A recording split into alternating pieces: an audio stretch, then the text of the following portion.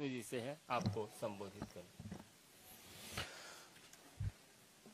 मित्रों, इस समय पहलगाम हमले के बाद भारत पाकिस्तान की सीमा के ऊपर तनाव है और सीज फायर का उल्लंघन करते हुए पाकिस्तान की सेना की तरफ से यदा कदा गोलाबारी की जा रही है, तो दूसरी तरफ सीमा के उस पार से पाकिस्तान की सेना गोलाबारी कर रही है, तो सीमा के अंदर से कांग्रेस और इंडी गठबंधन के नेता निरंतर बयानों की गोलाबारी भारत की सेना को लक्षित करने के लिए कर रहे हैं।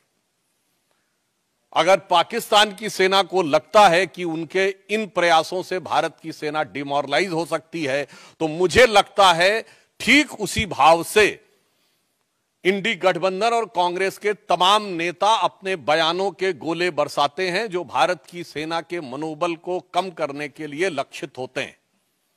एक तरफ कांग्रेस और इंडी गठबंधन के नेता ये मुखौटा लगाकर कहते हैं कि वो सरकार के साथ हैं, और फिर उनके नेता बयानों की श्रृंखला एक के बाद एक वो देते रहते हैं जो भारत के विरुद्ध और भारत की सेना को मनोबल को गिराने वाली हो। यह बात मैं गंभीरता से कहता हूं और दुख के साथ कहता हूं कि यह कुछ वैसा ही है जैसे पाकिस्तान यहां पर गतिविधियां करता है और ऑफिशियली यह स्टैंड रखता है कि उसका उनसे कोई लेना देना नहीं है, वो तो शांति चाहता है।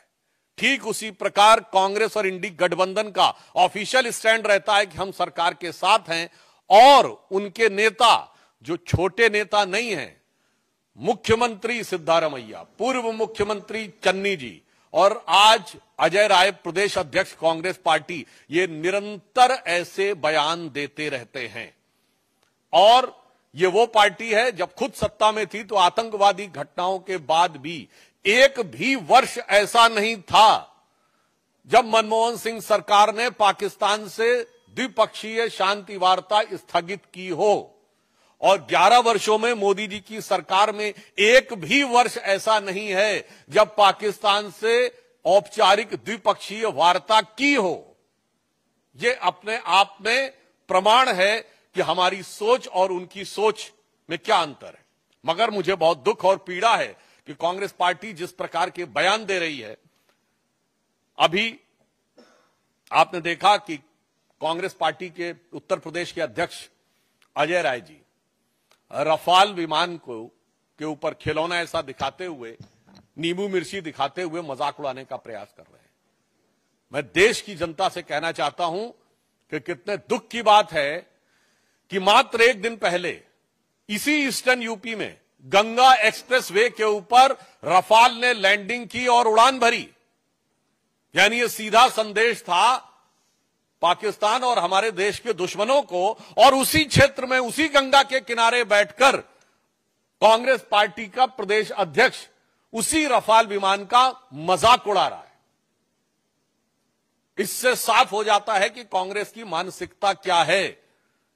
और यह भी मैं कहना चाहता हूं, हां सच है कि भारत के तमाम क्षेत्रों में एक मान्यता है कि नींबू मिर्ची बुरी नजर से बचाती है, परंतु आज भारत की सेना को पाकिस्तान की बुरी नजर से बचने की जरूरत नहीं है, क्योंकि पाकिस्तान की सेना भारत की सेना को डरी नजर से देख रही है, और ये इंडी गठबंधन और कांग्रेस वाले बुरी नजर से देख रहे हैं।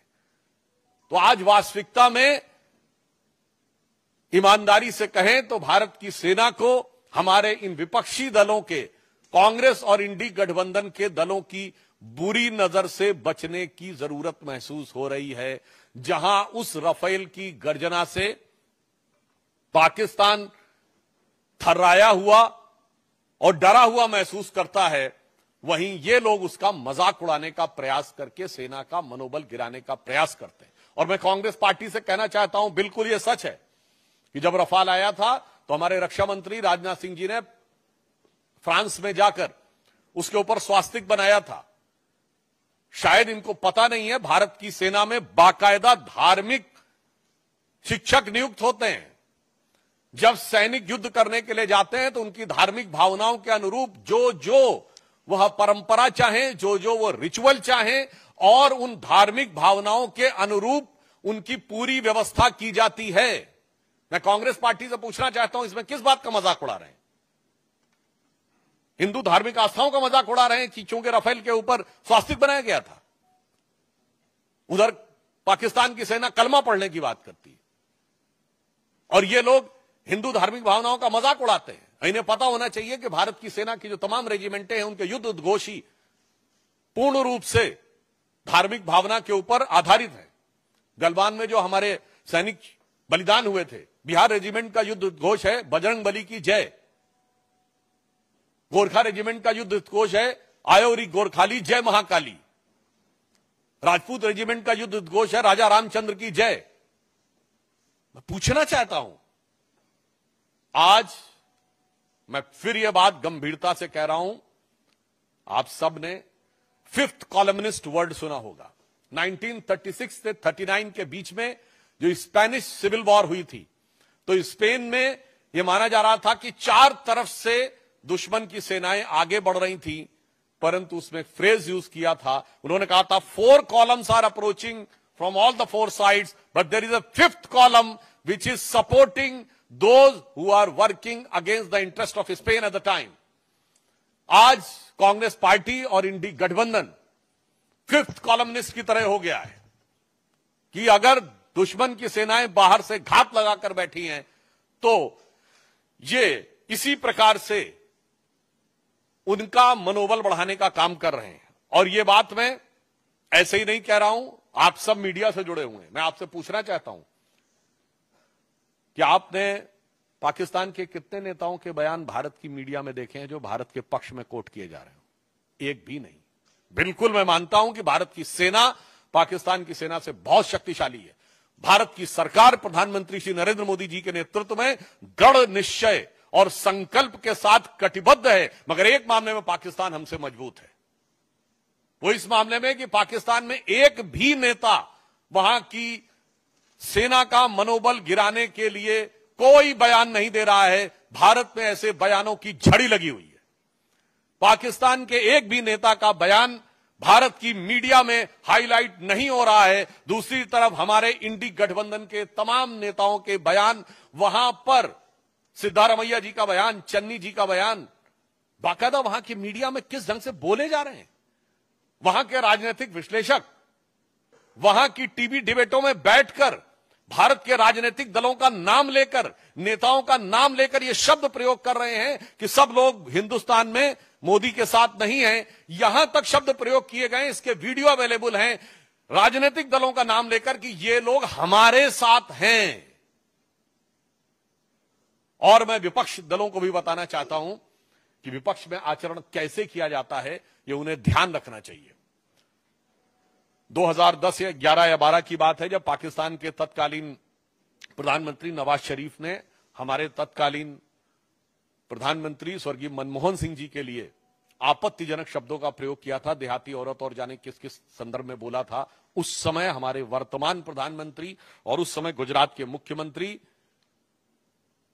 नरेंद्र मोदी जी ने दहाड़ कर कहा था कि कौन होता है पाकिस्तान हमारे 125 करोड़ भारतवासियों के प्रतिनिधि प्रधानमंत्री के बारे में टिप्पणी करने वाला। दूसरा मैं उदाहरण बताना चाहता हूं।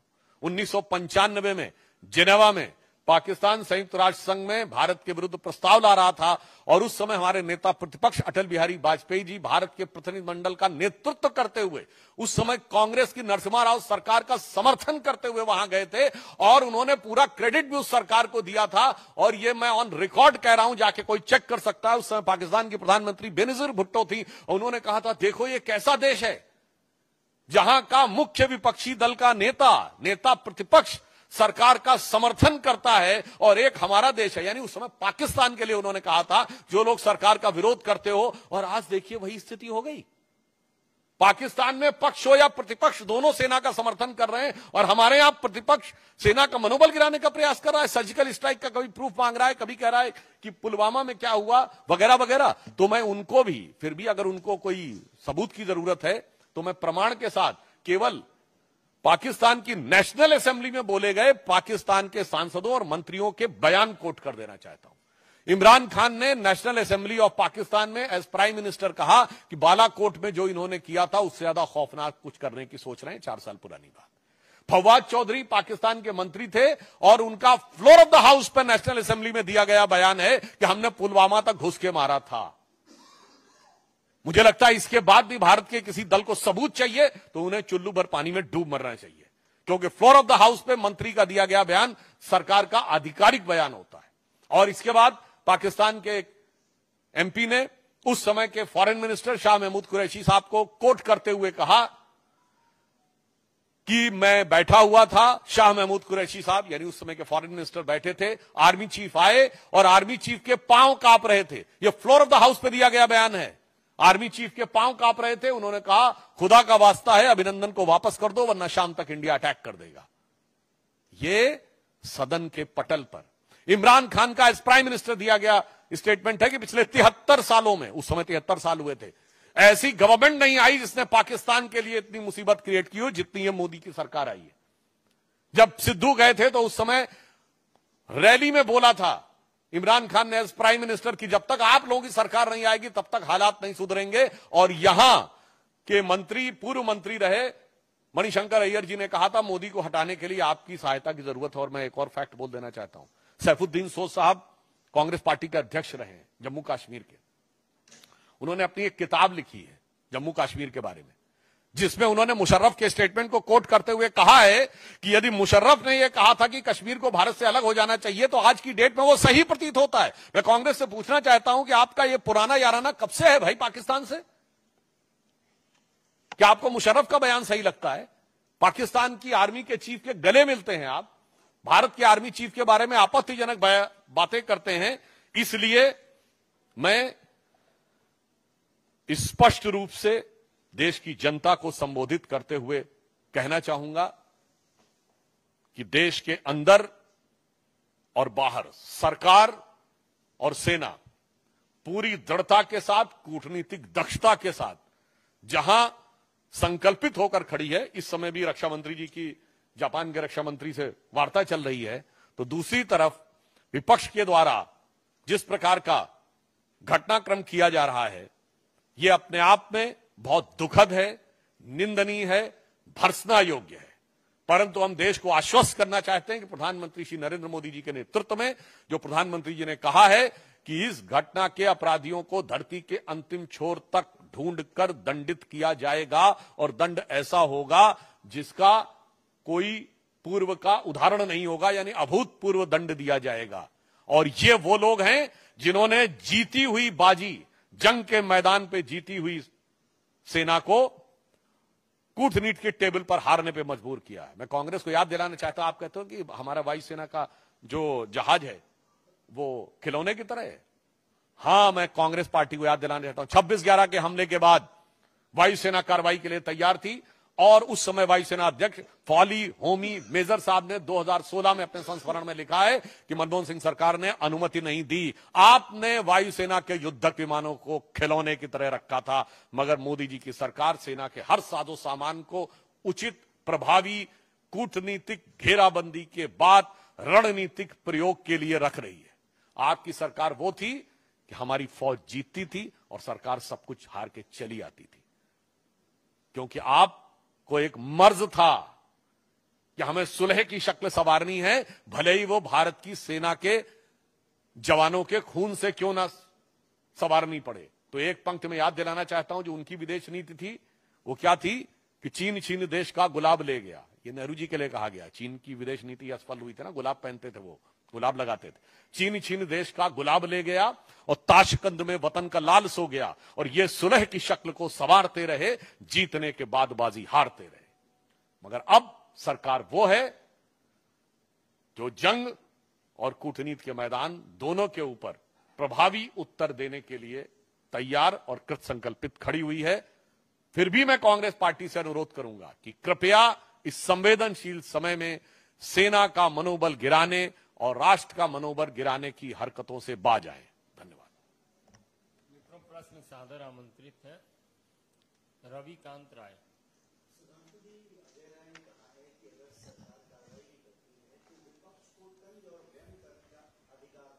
सरकार की सेना के जहाज को लेकर किया गया व्यंग नहीं, ये भीतरघात होता है। मैं विनम्रता और दृढ़ता से कहना चाहता हूं, कभी भी युद्ध या युद्ध के समकक्ष स्थिति में बताएं जब हमारी पार्टी ने विपक्ष में रहते हुए कांग्रेस पर कोई व्यंग या तंज किया हो। और मैं पूछ रहा हूं, इतने अधीर क्यों हो रहे हैं भाई? अभी कितना वक्त गुजर गया है और इनकी पार्टी 26/11 के हमले के मात्र 9 महीने बाद जुलाई 2010 में शर्मल शेख में पाकिस्तान से ज्वाइंट डिक्लेरेशन साइन करती है, जिसमें बलूचिस्तान भी हिस्सा होता है, और कहते हैं कि टेरर अटैक से टॉक्स प्रभावित नहीं होंगी। अजय राय जी को नहीं पता हो तो मैं बताना चाहता हूं, हवाना में जाकर मनमोहन सिंह सरकार ने कहा पाकिस्तान आतंकवाद से पीड़ित देश है। इसलिए मैं कहना चाहूंगा, भाई बोलने से पहले अपनी फितरत देख लो, अपनी हिम्मत देख लो, और उसके बाद देखो कि इस सरकार ने क्या हिम्मत दिखाई है। संजय शर्मा।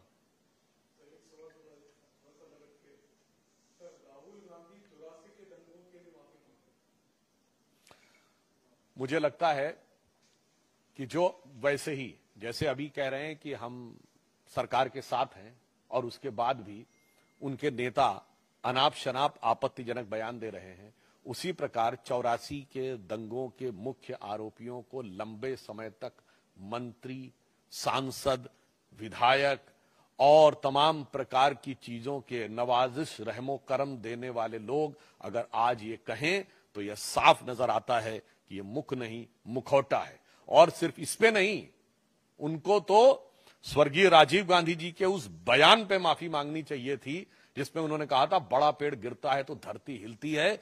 ये 84 का दंगा नहीं था, पहले मैं बात कह दूं। दंगे में अक्सर 2 वर्गों के बीच में होता है जिसमें दोनों समुदायों के लोग मारे जाते हैं। ये नरसंहार था जिसमें दंगाइयों के द्वारा भी एक ही समुदाय यानी सिख मारे गए और पुलिस की गोली से भी एक ही समुदाय यानी सिख मारे गए। और उसके बाद भारत के प्रधानमंत्री ने कहा था बड़ा पेड़ गिरता है तो धरती हिलती है। तो पहले वो सही कर बता दें राहुल गांधी जी, आप सही कि आपके स्वर्गीय पिताजी सही? ऐश्वर्य जैन।